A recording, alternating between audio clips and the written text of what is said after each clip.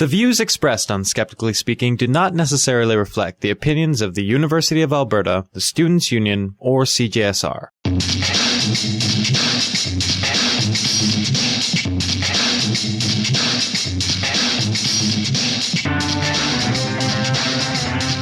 Hello all, and welcome to Skeptically Speaking, the show that asks you to call in and question everything. We are back live after our holiday, and we will again be taking your fascinating and insightful questions. Today, those questions will revolve around math. We'll be talking to physicist and author Aaron Santos about his new book, How Many Licks?, which will help you, yes you, be the official math hero of your social group. But before we get to the bit where Aaron teaches us how to estimate things like how long it would take to tunnel out of prison using a spoon, or how many people are having orgasms right this very second, we'll start out with some speaking up. Naomi Baker is a longtime skeptic and founder of the Houston Skeptic Society, which can be found on meetup.com. She's a registered professional chemical engineer, has nearly 30 years of experience in the energy business, and is the technical director of a private company which specializes in natural gas processing with patents in CO2 and LNG technologies. Welcome to Skeptically Speaking, Naomi. Good evening. How are you? I'm well. Thanks for being here. Thank you. So you're here to talk about the ongoing controversy over whether to use paper or plastic bags. Yes. A lot of people make their decisions on knee-jerk reactions. Well, let's go through the entire process here. How is a paper bag made, start to finish? Obviously, there's trees involved. In 1999, about 14 million trees were cut down to make 1 billion paper bags. They have to be dried, bark is stripped, they're pulped, they're chopped into chips, then they're heated with a lot of chemicals into a pulp, and then that extracted, and you get about 1 pound of paper pulp for every 3 pounds of wood chips that go in. And then that pulp is used to make different kinds of paper. Okay, now, so there's different kinds of chemicals involved, and what's sort of involved in this process? The chemicals to make the pulp are acids, hydroxides, caustics. If you're making white paper, a lot of bleach. There's a lot of residue called lignin left over, which can be used as a fuel, but it's not a very clean fuel. It's burning cellulose. You've seen pictures of logging camps, so there's a lot of big, heavy equipment that's also used. Plus, you always have the risk of runoff and the damage on the land when they're clear cut, if that happens to be the case. Naomi, how about a plastic bag? What's the process? Plastic bag is made from ethane, not really petroleum. It's ethane gas. It's heated with water to very high temperatures, and it converts to ethylene. The only byproduct of that is a little bit of natural gas that's burned to create the hot water and the heat. And then that ethylene is sent into other processes that can be made it into the polyethylene. So are there any other chemicals that are used in the plastic bag process? Not in making polyethylene. Okay. Just ethane and water, which is actually recycled, and then the fuel to heat it. So are those chemicals less harmful than the ones used in the paper process? Well, considering ethane is actually a component of what you burn in your stove at home, it's pretty benign. It's very clean burning. It's just 2 carbon atoms. And so when it's heated to very high temperatures, it loses a hydrogen atom. I don't want to get too technical. So your byproduct is hydrogen gas, which is extremely useful in all sorts of processes. So can we recycle plastic then? Yes, it can be chopped up, it can be reused. It downgrades, it goes into lesser quality pipes like plastic pipe or garbage bags, those kind of things. But it is recyclable. The problem is that only about 2 or 3% of bags are recycled. About 10% of paper bags are recycled. Okay, and this would be the same transportation costs for both paper and plastic, I would assume. No? That's not true. Paper transportation is quite a bit heavier, and so it actually takes more trucks. It also has larger volume for a given carrying capacity, so that you have more truck miles, more weight. So it is actually more expensive to move and use. Okay, now how about when both of these products get to a landfill? Okay. Plastic is 80% less voluminous than the paper, so it actually takes up less space. Paper takes up 4 times as much as plastic does. But it eventually breaks down, whereas plastic does not. Paper does decompose if it's shredded, if it's exposed to heat and light. When they're just dumped in your garbage can and end up in the landfill and buried, they do not decompose for decades. That's interesting, because that's not what we're led to believe. If you actually Google paper versus plastic, you'll see quite a few comments that say that. And you've probably read stories where they've landmine landfills and they find newspapers from the 20s and 30s that are still completely legible. Right. It's because in the absence of oxygen, moisture, heat, light, all those things, paper doesn't break down. The bacteria can't get to it. So how about those images we see of the huge piles of plastic in the oceans? That's the knee-jerk reaction. The responsible use of any kind of bag, paper or plastic, is to dispose of them and recycle them properly. Everybody's seen the pictures of the bird or the sea turtle with a bag wrapped around its neck. And so that's an emotional thing. But if you go through the math and if you look at the information, the plastic takes up less room, takes less energy to create and less energy to recycle. And it breaks down at about the same rate as a buried paper sack. The best choice is to use a cloth bag. Right. Absolutely. But if you're looking at an environmental impact, the best choice between paper and plastic is plastic, but then you dispose of it properly. So now, why are we presented with the perception then, the public perception, that paper is so much better than plastic? Trees are good and they're renewable. Plastic chokes birds and it's made from oil, which is incarnate evil. It's just that simple, hey? Well, no, not that simple, but that's the perception, is plastic bags are made from oil, which isn't quite true. But if you're environmentally conscious, you know that fossil fuel burning is bad. So you're going to pick something that's a tree that you can, it's an emotional thing. Mm-hmm. But when it takes 10 times as much water and 3 times as much fuel to produce that same bag, and the recycling rate is not that much different between the two, it's not a slam dunk. If you've ever been near a paper mill, the smell is horrible. They're worse than sewage treatment plants. I mean, it's really rank. So odors are pollutant too. And that's a really good point. So you're saying this actually is a very clear-cut issue. I think in lieu of using your own bags, that's the best issue. Right. Carry them around with you. But if you're trying to be environmentally conscious, the right answer is to pick a plastic bag and then dispose of it properly. Reuse it till it wears out, then take it and put it into a place that will take them. Often turn them into, floor mats or whatever. Right. Okay, now the post that was the jumping off point for this piece, the Houston Skeptic Society blog, Space City Skeptics, you posted this there.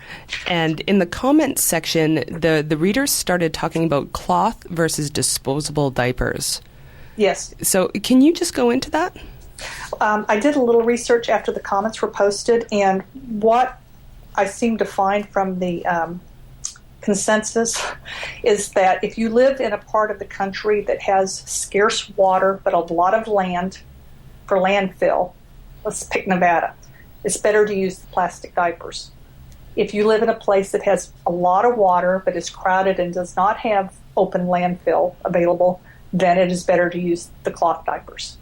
And again, that's not something that we usually talk about, because is Nevada experiencing a water shortage? I use that as an example. Okay. I'm actually not sure. But okay. Places that have a lot of unused, undeveloped, remote land that's not good for grazing or building on. That's fascinating, because this is not something that we hear about all the time. Yeah. So the washing of diapers in a given city would actually have a larger environmental impact than the production and disposal of disposable diapers. Yeah, and I can't, I don't have the details. I'm not as conversant on that, so I don't want to say things that aren't true, but that's agreed. My understanding of the situation. Interesting. Well, that's fantastic information, Naomi. Thanks very much for being here. You're welcome. And you can read some of Naomi's writing at spacecityskeptics.com, where she posts as Geek Goddess. And I know there are a myriad of other great posts out there. written by wonderful skeptics and skeptical groups, and we would love to have you tell us all about them. Email us at feedback@skepticallyspeaking.com. Put speaking up in the subject line, and we'll talk about having you on the show. And we'll be right back with Aaron Santos on his new book, How Many Licks, right after this.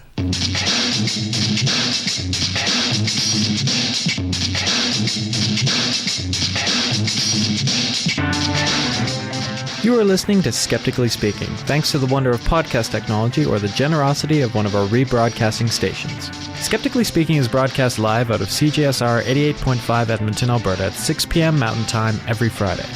If you're not in Edmonton, you can still listen to the broadcast live on our Ustream.tv feed, which you can find by following the Listen Live link on our website at skepticallyspeaking.com. You can also participate in the chat room and submit questions. During the week leading up to each show, you can find information on the upcoming episode and guest, and submit a question to be asked on the air. You can also subscribe to the podcast on iTunes. Our deepest thanks go to the stations that donate their valuable airtime to our program, including LP 99.1 FM in Madison, Wisconsin, Public Reality Radio WPRR 1680 AM in Grand Rapids, Michigan, Roslyn 101.1 in Roslyn, British Columbia, CJAI 92.1 Amherst Island Radio Broadcasting Inc., and on freethoughtradio.com. And now, back to the show. Welcome back to Skeptically Speaking. I'm your host, Desiree Schell. And I have good news.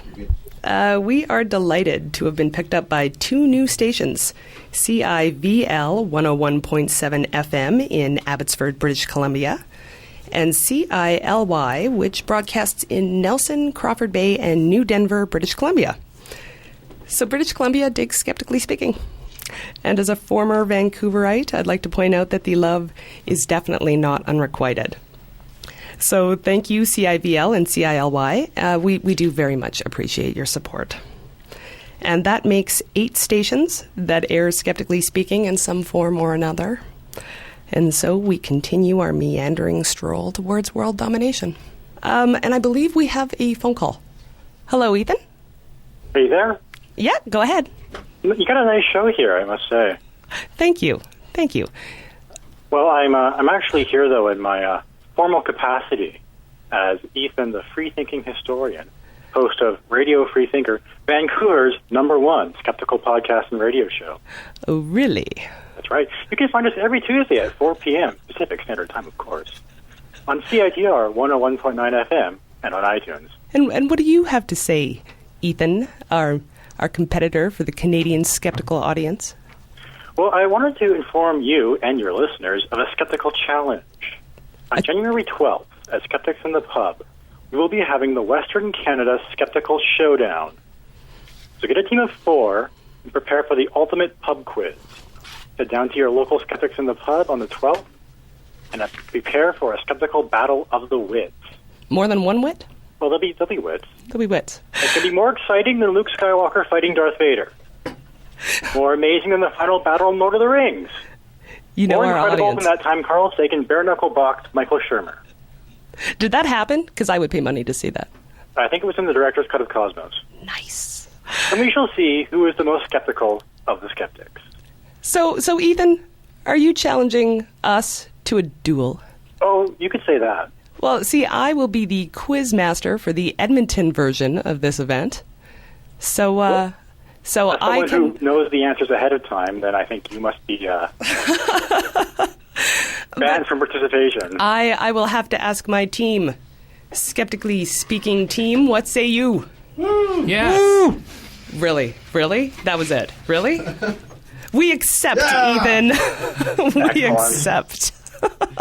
So for all of those Edmonton skeptics who will be in the area, if you want to come and participate in the Western Canadian Skeptical Pub Quiz Smackdown, we will be competing against Vancouver. So do come out Tuesday, January 12th. It's at 8:30. It'll be at the Black Dog in the basement. And the details are on the Greater Edmonton Skeptic Society Facebook page. So just search for that. And this will be a simultaneous pub quiz. So we will have Skype smack talk throughout the rounds. So and I should mention to your listeners, if they're listening in Vancouver, The pub quiz will take place at the Railway Club at 7:30. Perfect. So come for the skepticism, stay for the hippie smack talk. We'll get you guys. Thanks for calling, Ethan. No problem. So I hope to see all of you there for that. If you're going to come out to one event run by the Greater Edmonton Skeptics Society, I would have to say it should be this one. So for all of you who are wondering about what's going on with the quest for a new Skeptically Speaking theme song, please be patient. We've received some great submissions. Great. And now we're figuring out how to choose. So by the time I get back from Science Online 2010, we'll have it all figured out. Have I mentioned Science Online? It's a science communication conference in North Carolina, and it brings together scientists, physicians, patients, educators, students, publishers, editors, bloggers, journalists, writers, web developers, programmers, and others to talk about online strategies and tools for doing science, publishing science, teaching science, and promoting the public understanding of science. I'll be on a panel titled Trust and Critical Thinking, and my fellow panelists are Stephanie Zvon of the blog Almost Diamonds, Dr. Kirsten Sanford of This Week in Science, the lovely Greg Layton of Greg Layton's blog, and P.Z. Myers of Pharyngula. This is going to be awesome. The panel will be webcast, so check out scienceonline2010.com for details on that. And while I'll be having what I can only assume will be a brilliant time there, Mike Harrison, the guy who's usually behind the soundboard, will be on the mic next week talking about climate science. So now on to math. Those of you who have been listening to Skeptically Speaking since we started the program back in March of 2009 may remember that we tried a math episode back in the day. And it was very apparent that I am not a math person. If that was a test, I failed. But we do have someone here today to help me get over my debilitating lack of mathiness. Aaron Santos is a physicist, author, and an occasional actor-director currently doing research at the University of Michigan. He attended MIT, where he received a Bachelor of Science in Physics, and after graduating, he taught physics and chemistry in the Boston public school system. He received his PhD in physics at Boston University while studying the kinetics of the DNA melting transition in the Klein group.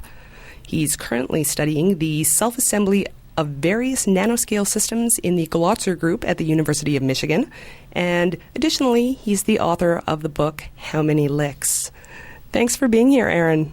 Thanks for having me. I'm going to be searching for Michael Shermer bare knuckle fighting Carl Sagan on YouTube tonight. If you do find that link, please forward it on. I will definitely do that. So how would you describe How Many Licks? How Many Licks is basically in my mind, it's a fun way of showing how to do very simple math calculations just using the math that we all know, just basic addition and subtraction and multiplication. So in the book, you actually use quite a few examples to demonstrate this. Yes. I think it's really it's a good skill to have if you want to be a skeptic, because estimation is a lot like science in that you can never actually prove anything, but you can certainly use it to disprove things. Like if somebody presents me with some fact that I'm skeptical about, I can just do a quick estimation of their numbers and see, well, are they very far off or are they at least in the ballpark? But what the book does is it uses a lot of different examples just to kind of illustrate this point of that you can use, that anybody can pretty much calculate just about anything that they're imagining. Now, you say something interesting right here. You mentioned skepticism a couple of times. Yeah. Now, are you a skeptic, sir? Because some of the examples are rather irreverent. Let's call it irreverent. Well, the book is written much more for a popular audience.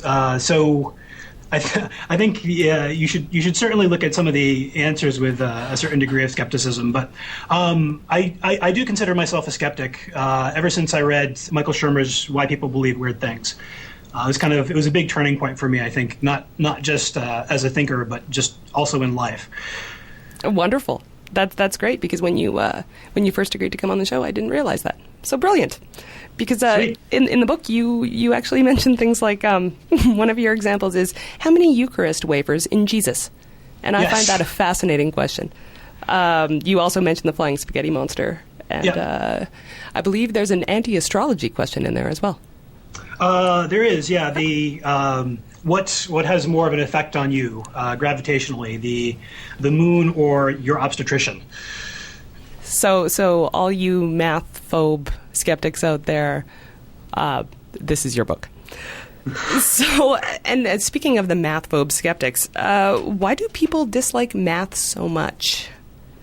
It's a hard question, I think, because I think a lot of it has to do with the way that math is presented. I mean, generally, throughout middle school, you're just kind of given this rote way of doing math that really isn't how math is done by actual mathematicians. So a normal mathematician doing a problem usually just thinks about it more in kind of an artistic way. I mean, you have these whether it be numbers or shapes or just abstract symbols. You give some rules to them, and then you just kind of play around and see what you can make out of that, and what's possible given the rules that you've set out. So I'll give you an example. Like over the holidays, I was playing Risk with my brother-in-law who's 16, and we got to a point where we were basically just our armies were just going up against each other, and you have to roll the dice a million times to see who's going to win. So I was like, this really sucks. Let's just write a quick 10-line computer code, and that'll basically simulate it for us. So we just just simple things like that, I think are much more the way mathematicians think about things. It's much more of a game to them, of just figuring out what you can do under certain constraints than it is, 1 + 1 is 2, 2 × 2 is 4. It's much more creative than that. So you'd like to teach the rest of us how to think about it as a game. Yes, that's really the whole point behind the book. Perfect. Well, audience, if you're listening live and you have a question or a comment about why math is so misunderstood, do call us at 780-492-2577, extension 1. You can email live at skepticallyspeaking.com or tweet us at Skeptical Radio. So it's been said that that maybe mathematicians themselves aren't that accessible, and it's not the math specifically. Like most of the sciences, the images are of the old crazy-haired white dude with poor social skills. Right. So present company accepted, of course. I do have the crazy hair. Oh, nice. Okay. So is there some truth to that? The crazy hair part or the white dude part? Well, let's take it from both angles. At least for me, the crazy hair is definitely true. The white dude part is true, but that's something that fortunately is changing quite a bit. There was my lab partner in undergrad said that we need more women in this lab. I'm not sure he was necessarily thinking about it in the same way that people who are looking for diversity are, but I definitely agree. I mean, it's something that I think is slowly but steadily changing in the sciences. So how about the whole idea of, poor social skills, very focused on these kind of academic pursuits and maybe not so much interested in communicating that to the public? There are definitely some scientists that are that way, but the vast majority of them are definitely not. I mean, I think that was another kind of motivation for the book, is that I wanted to show that, most of the things that we think about, most of the scientists that I know anyway, think more along the lines of, XKCD than they do, kind of rigorous tweed jacket, pocket protector. I mean, it's not at all the standard image that you're presented if you watch just about any Hollywood movie. Right. Well, one of the articles that I was reading before the show discussed that the highest level math research is done without any thought of real practicality. Mm-hmm. So formulas can lie around for years until someone in possibly another discipline picks it up and decides that they can do something with it. Is that correct? Sometimes, I mean, it's hard for me to say. It's never happened to me personally, but you hear kind of anecdotes and stories about different. Actually, no, I do have an example. There was, I think, even back in antiquity, the Greeks or Romans, I forget which, were postulating that you could fit, if you take any shape other than just a sphere or just a ball, and any sort of shape that has flat edges, so things like pyramids or cubes, things like that they'll pack more densely than a sphere will. And that's up until very recently, nobody had actually shown this for these tetrahedral pyramid shapes. But our research group actually did some simulations on it, because now people are synthesizing these nanoparticles that have these tetrahedral shapes, and they have all these interesting optical properties. And people are interested, what can I make with these things? So all of a sudden you have these kind of old, mathematical theorems from, long time ago that are suddenly being very useful because somebody's found a reason to use it. So yeah, I guess there are real examples of that happening even right as we speak. Well, and that's the thing. You're talking about real examples. Yeah. That's something that your book does, is provide, well, maybe not real examples, but at least interesting examples, which is a lot fun examples more. Was what I was going for. So, are you worried about oversimplifying this? Yeah, that's. I think the biggest criticism of the book has been from people who are really good at estimation already and kind of wanted something more rigorous. But that wasn't really the audience I was going for. I think you can definitely make a rigorous book, but I think by doing that, I think it's bad. Pedagogically, it's pretty bad, because you're going to alienate people that aren't as familiar and maybe have like a little bit of a math phobia. You want something that are questions that they can relate to. So, things like if you watch the Spider-Man movie, you see him shooting out all of this web. When I saw it, the person sitting next to me was like, how much does he have to eat to make all that? And these are things that I think everybody thinks about. Doesn't matter. You don't have to be a scientist to think questions like that. But it's a way to introduce mathematical concepts that people can relate to, rather than just regular abstract math. Well, let's talk about some of those, because you actually mentioned the Spider-Man one, which is brilliant. But something else that I thought was interesting, and it's actually quite practical. The question that you asked was, what costs more per mile, NASA's New Horizons probe or the New York subway? Yeah. Now, can you tell us how you would estimate something like that, first of all? So. One of the things that I say in the book is that there are things that are useful and or interesting to estimate, and then there are things that you can just look up. So something that you want to look up is the cost of the NASA probe. You probably could estimate that, but it's just not fun to. But if you look that up on the line, it's about $650 million was the total cost of the project, and that particular probe went out to Pluto, which is about 6 billion kilometers away. So if you calculate the cost per mile, it's only about 11 cents, or cost per kilometer, it's only about 11 cents per kilometer. Now, if you do the same thing for, let's say you're taking the New York subway, which is, at least last time I was there, was $2 to ride the subway, and you can have, stops that are only 100 meters away from each other. You almost wonder, why are we even stopping this close? And if you calculate the cost per mile for that, so $2 divided by that distance, it's about $13 per kilometer, rather.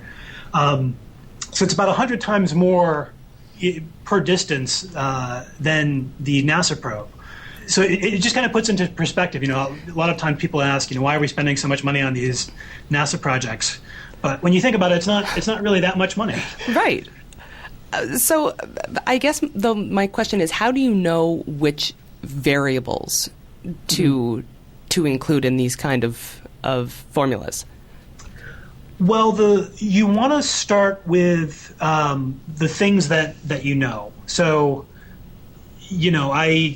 if I'm doing a calculation for the Spider-Man example, let's say, I don't necessarily know how much web Spider-Man shoots out in a day. Mm-hmm.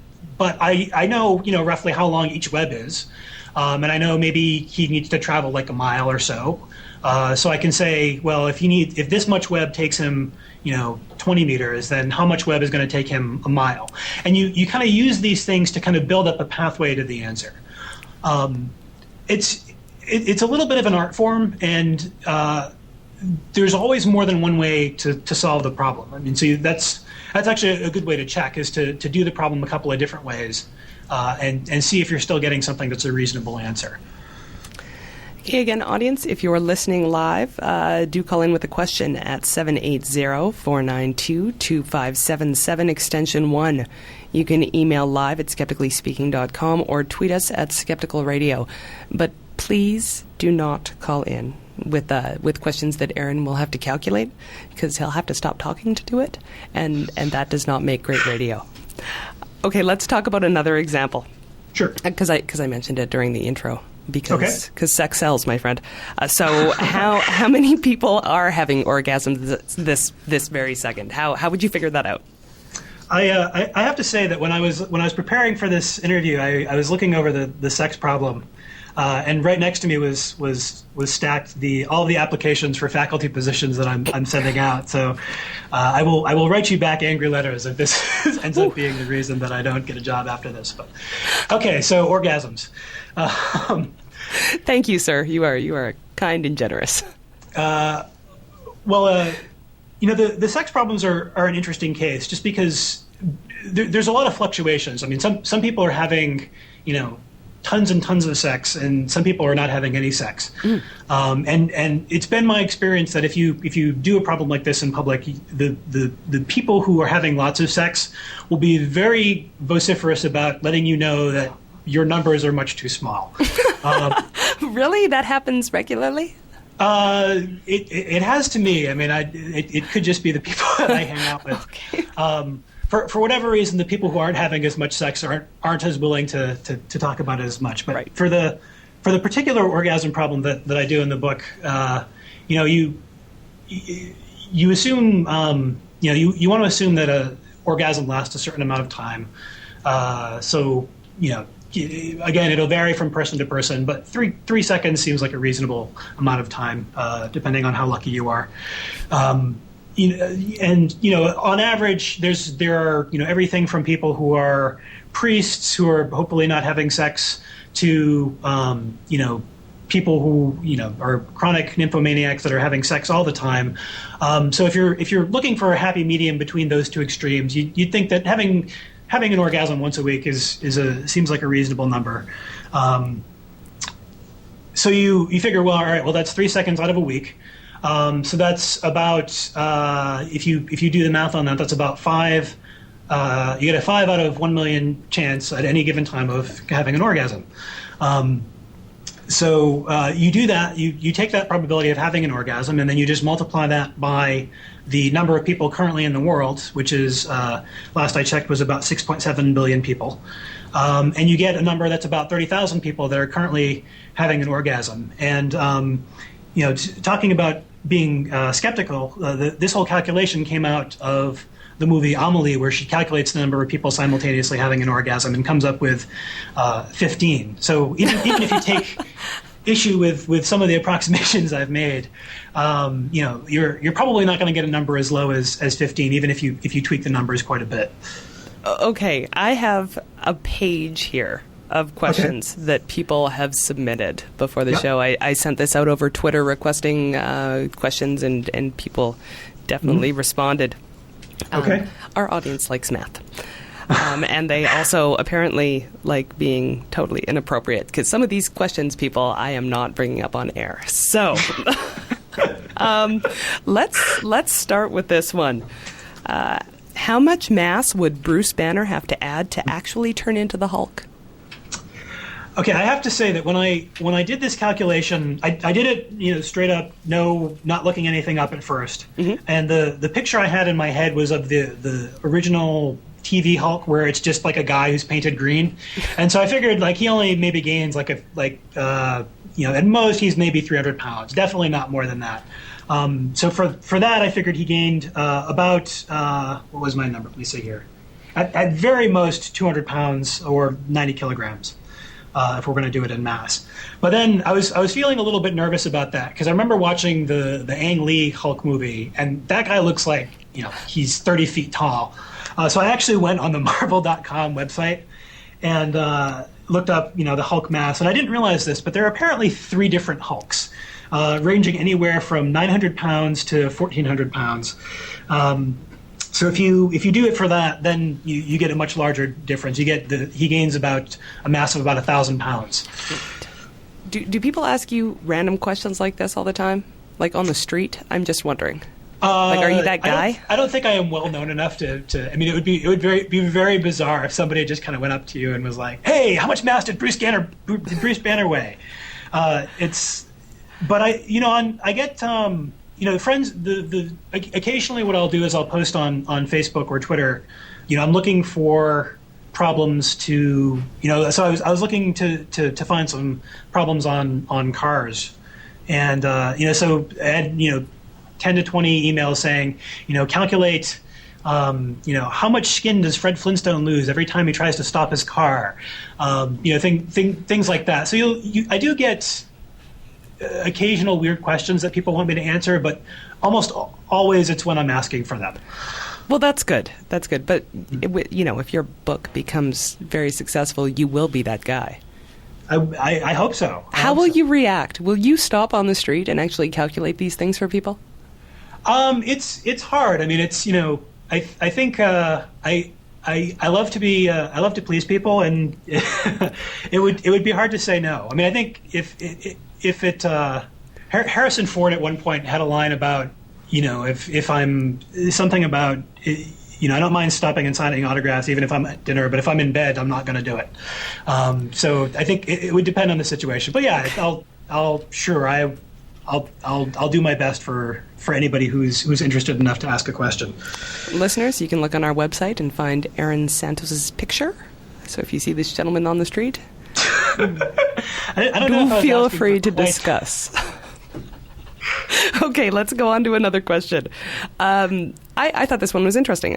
How long would it take to find a needle in a haystack? This one was actually, I had a lot of fun with this one. Because the answer surprised me a little bit.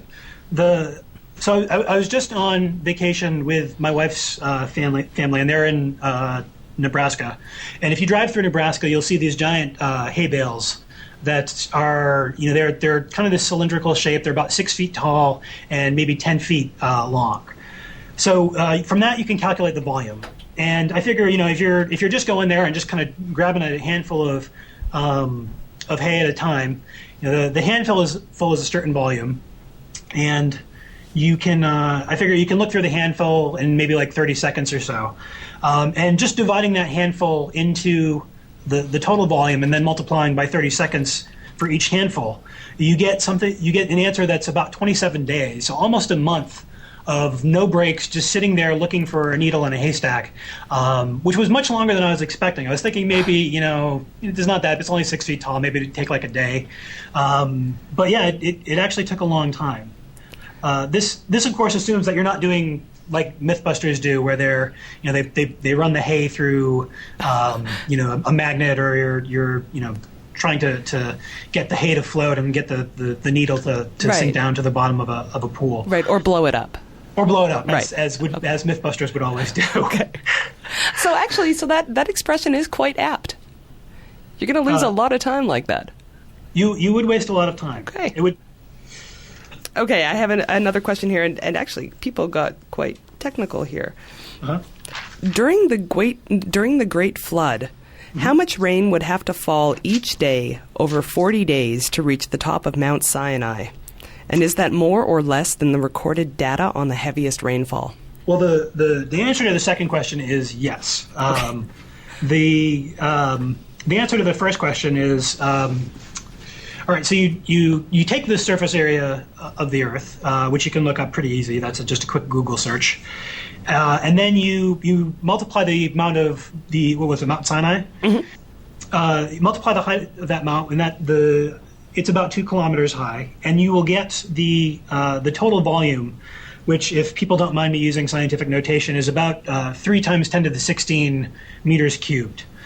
So if you that gives you the total volume of water that would cover the Earth. But if you want to do a quick and dirty calculation, you can just say, well, it's about 2 kilometers high, and I have 40 days, so I'm just going to divide the 2 kilometers by 40 days, and I'll get about 60 meters a day. So to put that number into context, Seattle, which is known as the Rainy City, only gets about 3.6 meters a year. So it would need to rain for about 15 to 20 years to get just what you would need in the first day of the flood. I will use this at some point, this information. Thank you, Aaron. Okay, how about this one? Okay. What are the odds of finding carbon-based life on another planet?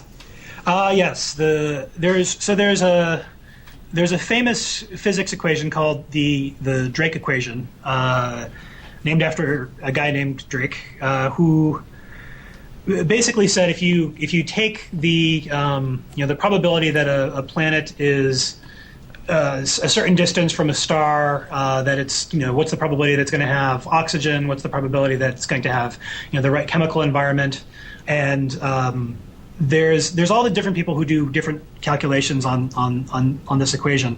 So I hate to do this, but I'm going to take a pass on this one just because I think the best way of putting it is what XKCD did, which is they had a great comic with just showing the Drake equation and all the variables that go into it, and one more variable that was basically how much BS you're willing to put up with from Professor Drake. Right. I see where you're going with this. Yeah, I think to be a healthy skeptic, I don't think I could answer that question with any reasonable degree of confidence. I think there's way too many assumptions in that one. Okay, well, here's one with that I thought of myself. Okay. Which has lots of information. So if the Skeptically Speaking team got locked in the on-air booth, which used to be a bank vault, yep, and we'll assume that it's airtight when the door is closed, how long would it take for us to run out of air? And so we have 5 people in the booth every show, and the booth is about 10 feet by 6 feet. Okay, and I'm going to assume that you have about a 10-foot ceiling. So you can calculate the volume of the room, and if you remember your high school chemistry, you can use the density of the air and the molecular weight of, let's say, nitrogen to calculate roughly how many molecules you have in the air. And from that, you can calculate or rather, you can look up the fraction of oxygen molecules, which I assume is what you're talking about, because you're not technically going to run out of air. The air will still be there; it'll just have much less oxygen in it. Right. But you can calculate the number of oxygen molecules that you have, and then it turns out that this is another one of those things that you can feel free to look up. But each time you breathe in oxygen, you lose about 25% of it. 25% of it gets converted to carbon dioxide. So if you you have your total amount of oxygen that you need to lose. So then it's just a question of figuring out, well, how much oxygen do I lose per second? Well, you have 5 people in there, so that's 5 times as much as one person, obviously. And each person's lungs have about 5,000 centimeters cubed of volume in total that they're sucking in air with. And if you're using all that volume, and let's say you're taking breaths once every 3 seconds, you can calculate how quickly you're using up that oxygen. So you just have to divide the total amount of oxygen that you have to do by the rate at which you're sucking up that oxygen. And if you do that, and assuming my math is correct, I got you guys living for about 2.5 hours. Oh, that's it? Yeah, so not very long at all. So don't make any sudden movements. Don't jump up and down. Just sit there and barely breathe. I would like to point out that since this was a bank vault, you sort of get a bit of vacuum pressure sometimes, and sometimes people get stuck inside it, so we don't close the studio door all the way. So if there are any other programmers, CGSR programmers listening, you have 2.5 hours. You're welcome. So, another interesting question from the website. Okay. How many hours of porn does the average U.S. male watch in a year? And a related question, how many fights does the average couple get into a year? Okay, so, right, sex sells. So the porn question, again, this is one of those ones where I think it's a little bit of a sensitive issue for some people. And so I always like to make sure that for things that might be a little controversial, I double check my numbers. But I couldn't today because I was doing all of these calculations last minute at work. And, I'm pretty sure if I were to, try to look up something that was like, porn into my Google search, my computer would have gotten flagged pretty quickly. So I have no way of supporting this data. But I did take a quick survey of different people and got some numbers that seemed like they should be pretty standard. But so let's see. Let's use some upper and lower bounds. So there are some people that are going to watch porn 10 hours a day. That's not what people are going to do on average. There are some people who are not going to watch any porn at all. So I think probably a safe number is something in between those, which is just going to be about maybe one hour a week. Let's say. It seems to within an order of magnitude. It seems like something that's a reasonable estimate. And if you do, 1 hour a week, that's just going to be 52 hours a year. That one's actually really easy calculation to do. Now, the related question about marriage fights per year, which I'm going to treat as independent of the pornography question. I would as well. I think if you, again, it's going to depend a lot on what sort of relationship you have. I've been in relationships where you're fighting at least 3 times a day. Those relationships don't tend to last long. So I think my wife and I right now have a very good relationship. We don't fight very much, but I think using myself as kind of a lower bound and the 3 times a day as an upper bound. I think maybe once a week or once a month is probably good. Let's say once a week, because it also depends a little bit on how strictly you're defining fighting. Are we talking dishes flying off the shelves and shattering on the wall, or are we talking you forgot to put the toothpaste cap back on, which also inevitably could lead to dishes crashing against the wall. But let's assume once per week. So again, roughly 50 times per year, I would say is a reasonable estimate for that. Assuming you have a reasonably good relationship. But then again, 50% of marriages end in divorce, so it could be a lot higher. Now, this is interesting. You say that you didn't look up information on porn and such at work, but for a Fermi problem. Isn't that sort of the game, is to not look anything up? Yeah, I mean, the whole point is that you can calculate it just about anything, but occasionally you want. It's just like science. If you want, it's good to have one bit of evidence suggesting something, but you always want to back that up with more sound evidence, more ways of confirming that you're not way off the mark. So it's always good just to double check. And on that note, we're going to go to a brief break, and we'll be right back with more Skeptically Speaking.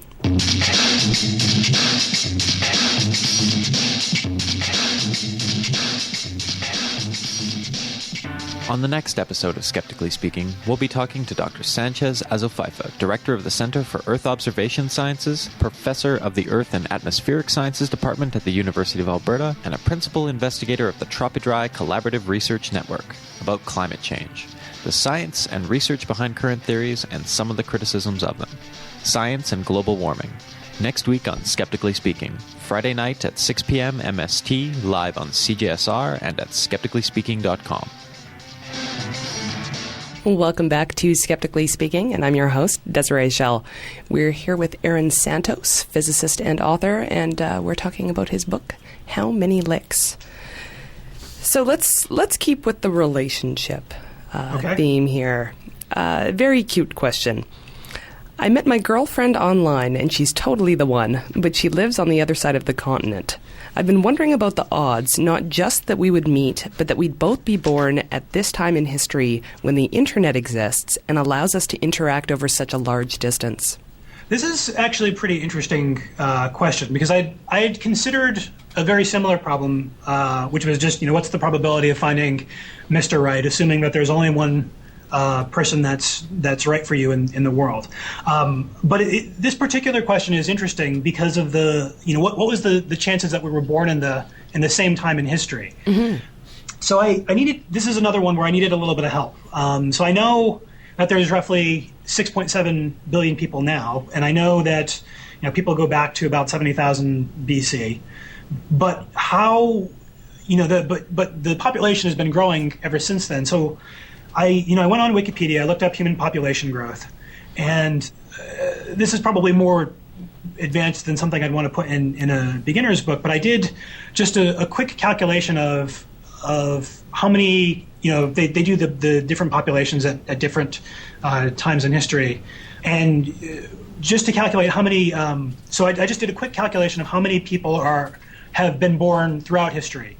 And the interesting thing that I found was that if you take that number and divide into it the 6.7 billion people that are alive today, the number I got was that of all the people that have ever lived, 30% are living today, which seemed much too high. But I actually went and again, whenever you get a number that you should be a little bit skeptical about, you want to go back and check it. And so I looked up online to see if anybody else had done a similar calculation, and it turned out that they had. And they had done something that was around 6%. So I was off by about a factor of 5 from what they had, but still reasonably close. But it's amazing when you think about it. When you think we've been around for 70,000 years, how that anywhere from 5 to 30% of people are still living. It's pretty amazing. But anyway, the probability of finding Mr. Right, if you're not taking into account history, at least what I find in the book, is about 1 in 200,000. But if you take into account that you might not have necessarily been born at the same time in history, maybe you have that. I forget the movie. I think it's Sandra Bullock, where it's like there's like a mailbox or something, and there's like a time warp. Or then a better example is the Christopher Reeve movie, where he goes back in time and finds the love of his life. But if you take into account this idea that you might not necessarily have been born in the same time period, then you have to multiply the 1 out of 200,000 by about 0.3, assuming that we have that 30% of the people are born at this time period. So it's a pretty interesting calculation. It also explains, I think, a little bit why people are spending so much on dating sites, and because the odds are not very good if you're looking for that one Mr. or Mrs. Right. Right.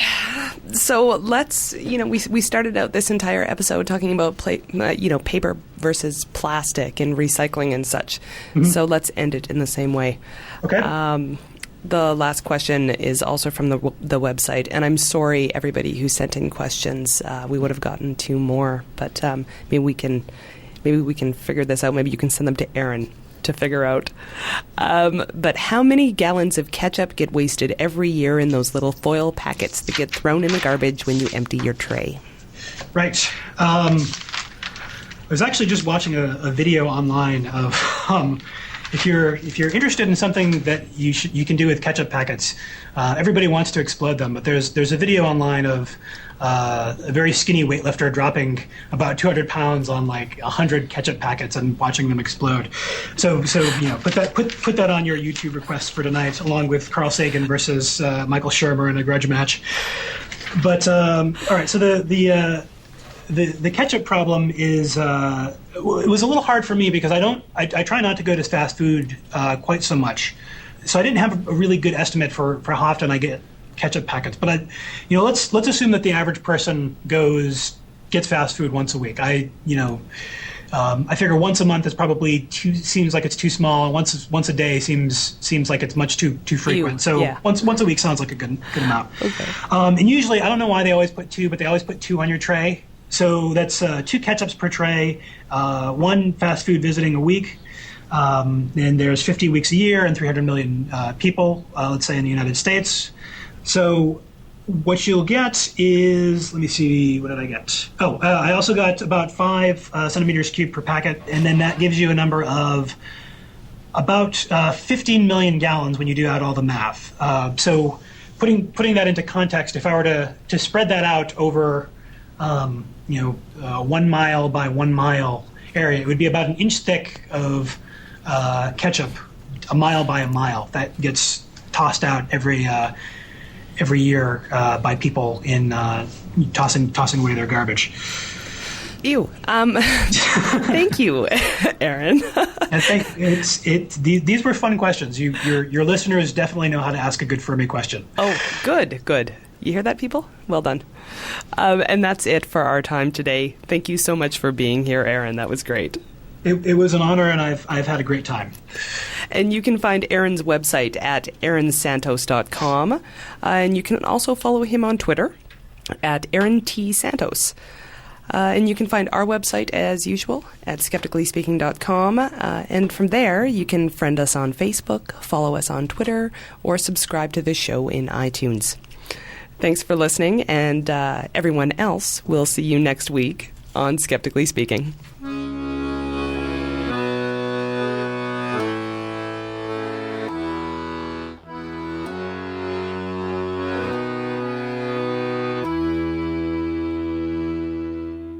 South America does not exist. The moon is painted on the sky. Things sometimes fall up, but you never see. And everything you believe is a lie. Dinosaurs were invented by God as a test. Our bodies don't rot when we die. Oh, the hippies are working for the government, and everything you believe is a lie.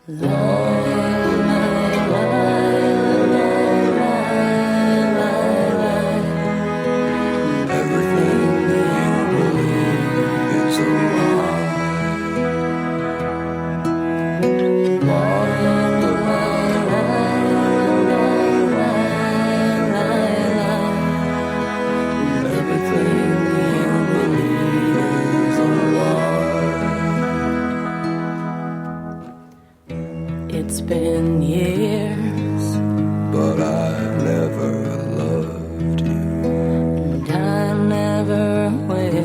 though I've tried. We'll never get married. I'm dating your sister, and everything you believe is a lie.